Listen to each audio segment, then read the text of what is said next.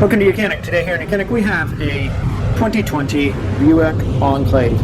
On this Buick Enclave we're going to go over the procedure in which you go through to be able to replace your rear brakes on it. So to start with, you'll need to raise up the vehicle, you'll support it with jack stands, remove the tire, and then be able to gain access to your caliper, carrier, and to be able to remove your rotor. And so forth.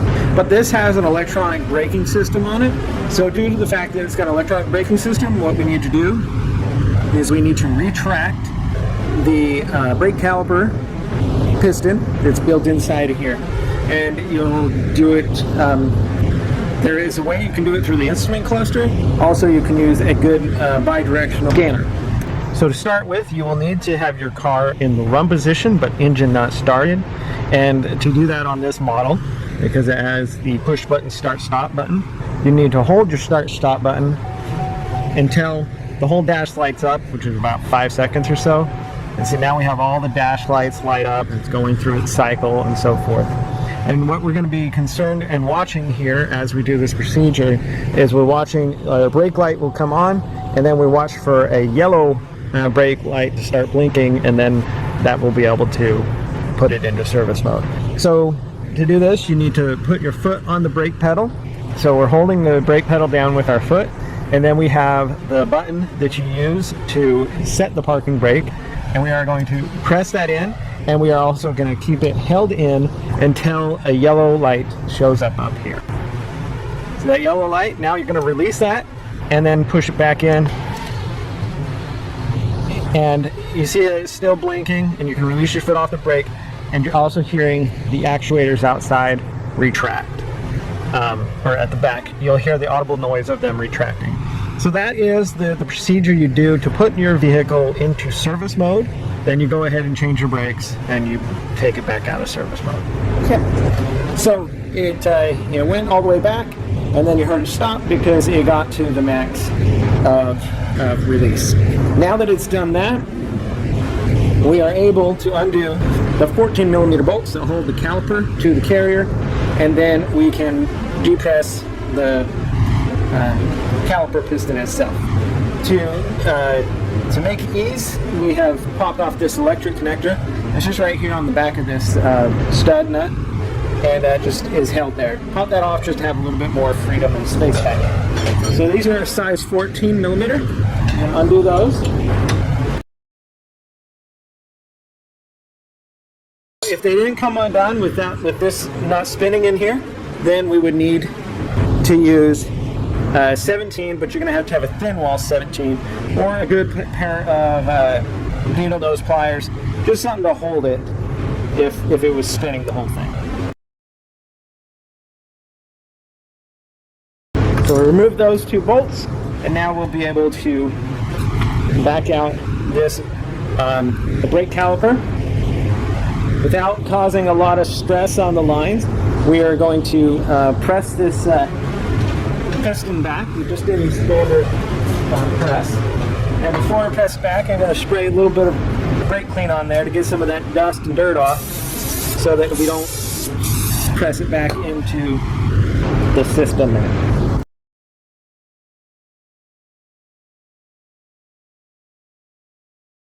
So use a standard brake pusher. We don't need a special tool to wind this one back. A lot of times you do on an electronic braking system, but this one doesn't need to. So we can just press that piston back. There we go. Very little, once we hit that resistance, which that's how we know we've gone all the way in, that it can go in. So we're going to set this up here to get it up and out of our way. And it'll sit here just fine without causing any due stress on the brake line itself. Oh, it is going to get in our way when we undo that. Okay, so we've hung the brake caliper up there with a hanger, and now we can go ahead and pop the brakes off, and then we'll undo the 18mm bolt to be able to remove the carrier. If you are just replacing the brake pads and you don't need to remove the carrier.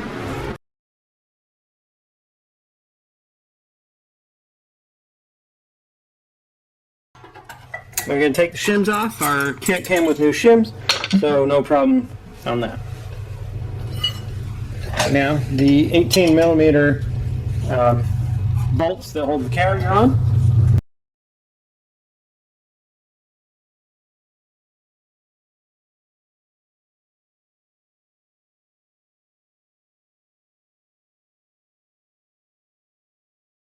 So the carrier has been removed. With that carrier removed, we now have access to be able to remove the rotor itself. P30 to undo this set screw that holds the rotor on there, and that's just for assembly. If you don't have it, you can't, or like this is broken or you're missing these, it's not extremely crucial that you have to get a new one put back in. Just use a your regular lug bolt and maybe a washer if you need to be able to hold this on during your assembly. Now these not really stuck on here by any corrosion, so we're able to just pull out that rotor and remove it.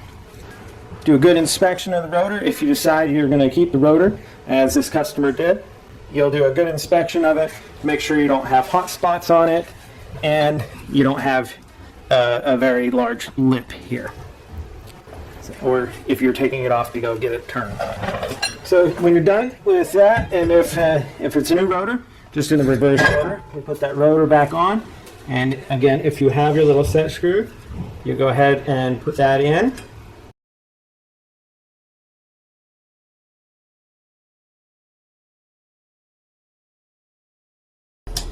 And just snug that up. Nothing.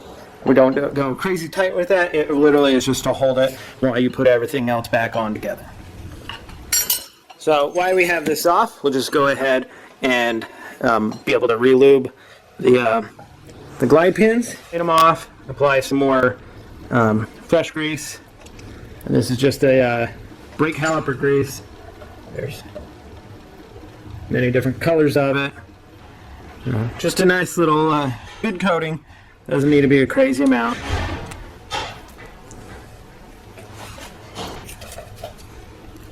Do the same with this one. Go. And now just insert it and install. I like to spin them around as I'm installing it just to get it all completely coated. Getting it up. It's just my preference.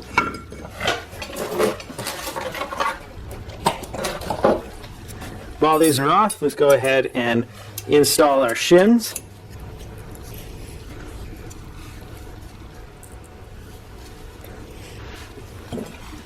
Pressing them in.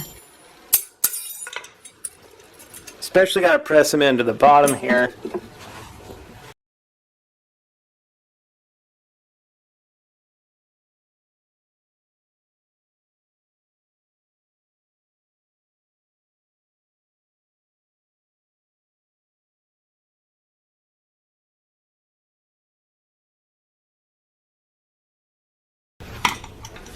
Okay, so now we can install the carrier.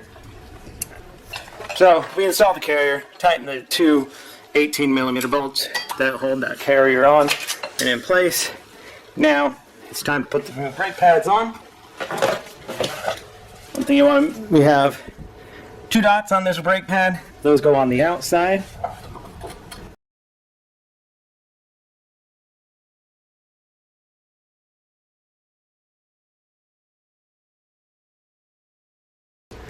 And then we have the one dot that goes on the inside with the wear sensor. Place the wear sensor on this one. We're going to go on the bottom due to the fact that the rotor spins that way most of the time when you're driving forward. So that will hit and scrape on the back of the rotor to let you know that your brakes have worn out.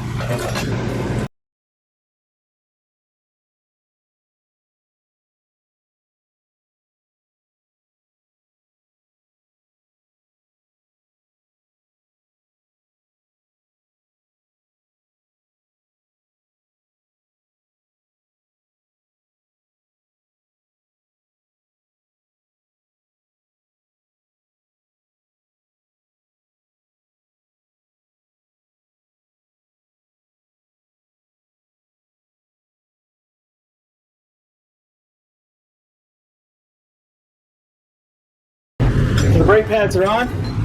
Now we have these little springs. We'll go ahead and install those. You notice the ones we took off didn't have them. Just because we have them, we're going to put them on. You wouldn't have to if you don't want to. And there we go. These springs just help keep the brake pads to slide backwards so that they're not riding on the rotor themselves. Now we have our caliper to be able to put back on. We see this orientation here, that's what it's stopped at. So when we engage the piston itself, it will come forward. We want to make sure that it flattens flush on this back pad, and that little pin will sit right inside of there. If not, you may need to rotate this a little bit, but it should line up, being that this is where this stopped when it backed up.